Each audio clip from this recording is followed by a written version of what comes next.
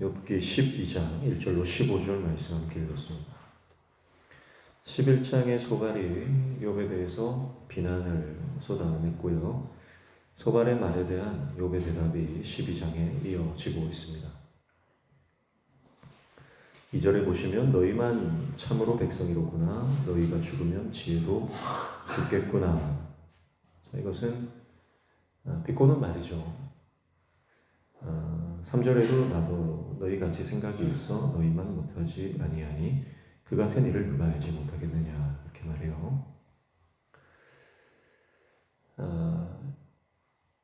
욥의 말을 들어보면 욥의 친구들의 말은 그들만 지혜를 가지고 있는 것처럼 지혜가 그들에게 독점되어 있는 것처럼 그렇게 욥의 친구들이 말을 하는 겁니다. 그러니까 욥이 그런 그들의 생각에 대해서 이제 넌지시 돌려서 까고 있는 거예요. 욥의 말은 너희만 아는 거 아니다. 그러니까 가르치려 들지 말라. 그런 이제 의미로 해석할 수 있겠습니다. 고난 가운데 있는 사람, 고통 중에 있는 사람에게 필요한 것은요, 가르침이 아닙니다. 네가 왜 이런 고난을 당하는지 원인을 분석해주고 그 이유와 결과에 대해서 그리고 네가 지금 뭘 해야 되는지 그런 것을 낱낱이 분석해서 가르쳐주는 것이 고난 당한 자에게 필요한 것이 아니라 고난 당하는 사람에게 필요한 것은 공감과 위로입니다. 욥이 몰라서 그런 게 아니잖아요. 자, 욥이 말하고 있는 게 너희만 아는 게 아니고 나도 알고 있다.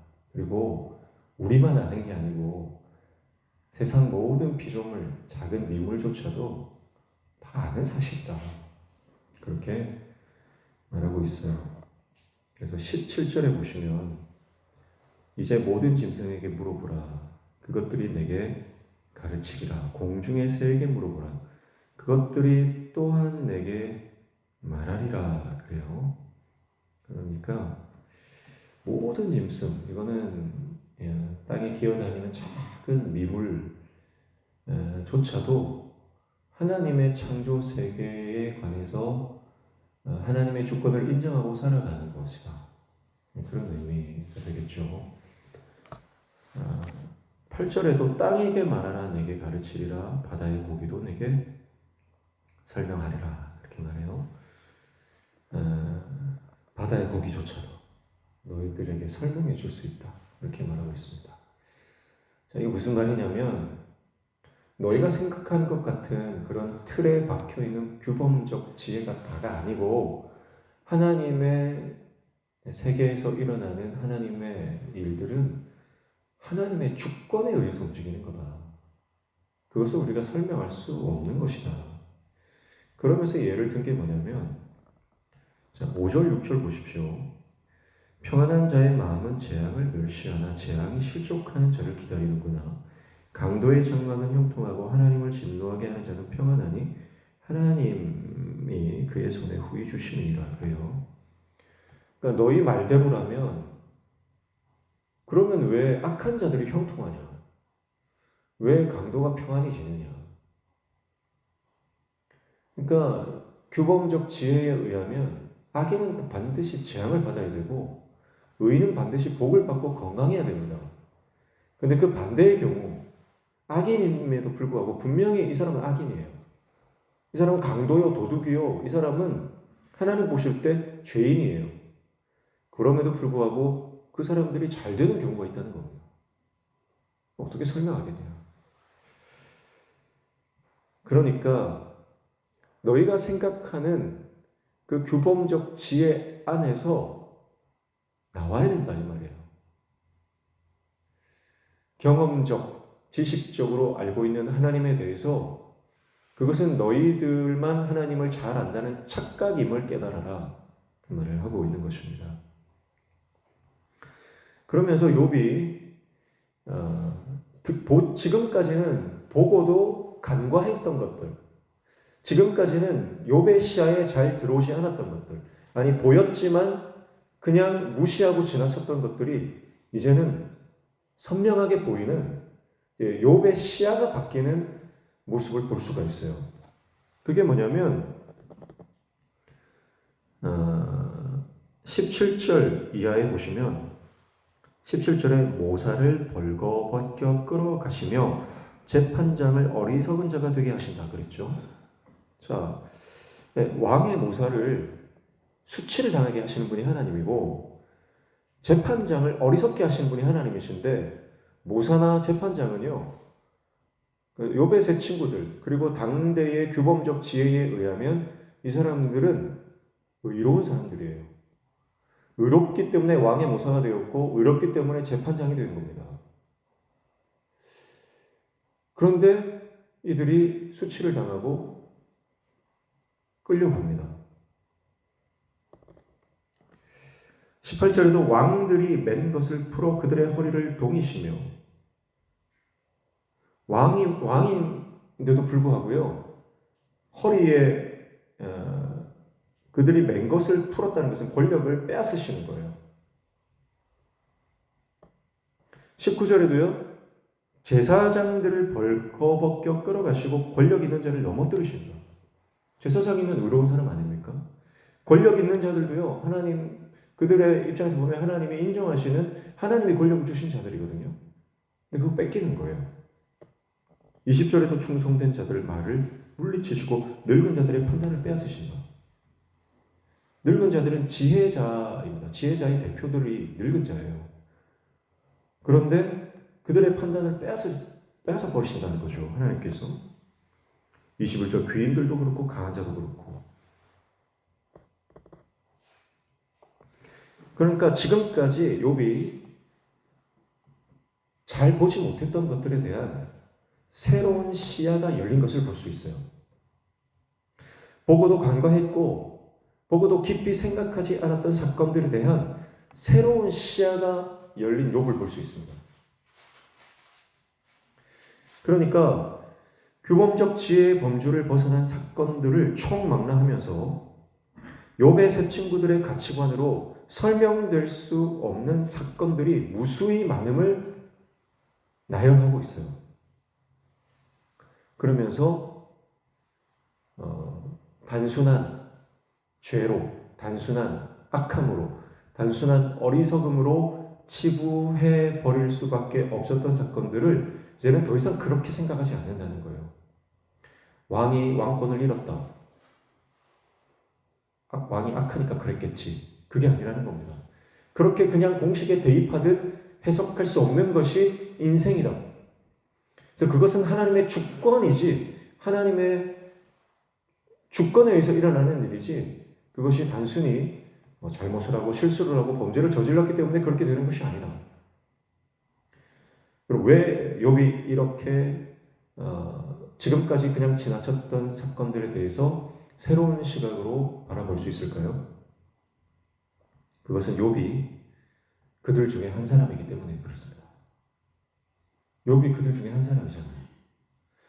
욥도 뭐 대단한 죄를 지은 사람이 아니고 사실 이 세상 그 누구보다도 의롭게 살았던 사람입니다. 그런데 자기가 이 세상에 수많은 망하는 사람들, 부끄러움을 당하고 비참함을 겪을 수밖에 없었던 그 수많은 사람들 중에 한 명이 되었기 때문에 지금 그 고난과 고통과 비참함과 수치스러움에 있는 사람들에 대해서 그냥 지나칠 수 없는 겁니다. 그들 중에 한 사람이기 때문에 그래요. 공감이 되고 공유가 되기 때문에 그렇습니다. 그 상황을 공유하고 있기 때문에 그들의 아픔이 다른 사람의 그냥 타인의 아픔이 아니라 자기의 아픔처럼 느껴지는 거예요. 여러분, 이게 욥에게 일어나는 새로운 사건입니다. 여러분, 우리가 겉으로 봤을 때는요, 욥이 그저 너무 비참하다, 너무 참 수치스럽다, 너무 절망이다. 욥의 세 친구들이 볼 때 욥은 그냥 겉으로 봤을 때는 저주받았다, 죄인이다. 그래요. 그러나요? 하나님의 시각으로 보면 욥 안에는요, 놀라운 회복과 놀라운 새로운 영적 사건들이 일어나고 있다는 겁니다. 자, 그러니까요, 우리 인생도 마찬가지예요. 우리 인생이 고난 가운데 있다. 그러면요, 우리 안에 놀라운 영적 회복이 일어나고 우리가 지금까지 보지 못하고 해석하지 못하고 우리가 공감하지 못했던 것들을 공감할 수 있는 능력을 부여받는 새로운 시점이다. 그것을 깨달으시기를 축복합니다. 그래서 내가 광야길을 지나고 있다. 내가 다른 사람들이 겪지 못하는 정말 비참한 고난 가운데 내가 그 터널의 한가운데를 통과하고 있다. 그러면 하나님께서 내 안에 새로운 역사를 이루시겠구나라고 하는 그 복의 기회가 된다는 것을 잊지 마시고요. 단순히 상황과 현상만을 바라보지 말고 내 안에 일어나는 하나님의 역사를 바라볼 수 있는 하나님의 종 되시기를 축복합니다. 내가 지금 지나고 있는 광야 길은 나의 영적 눈을 여시기 위한 하나님의 특별한 은총임을 기억해야 할 것입니다. 아파본 사람만 아픈 사람을 이해합니다. 나에게 아픔을 주신 이유는 내가 상처 입은 치유자가 되어 같은 상황에 놓여 있는 사람들에게 위로와 또 격려와 회복의 메시지를 던져줄 수 있는 하나님의 종이 되게 하기 위함인 줄로 믿습니다. 그래서 그냥 지나는 시간은 없어요. 그냥 주어지는 상황은 없습니다. 모든 것은 하나님의 뜻과 하나님의 계획 안에 있는 것이죠. 지난번에 한번 나눴지만 우리 김태자 집사님 따님이 돌아가셨을 때 우리가 제가 목회자지만 가서 말씀을 전하고 위로한다고 해서 사실 위로가 안 되는 거예요. 그러나 이미 자식을 잃고 사랑하는 사람을 잃어본 경험을 하신 우리 권사님들, 집사님들이 손 한번 잡아주면 그게 그보다 큰 위로가 없는 거예요.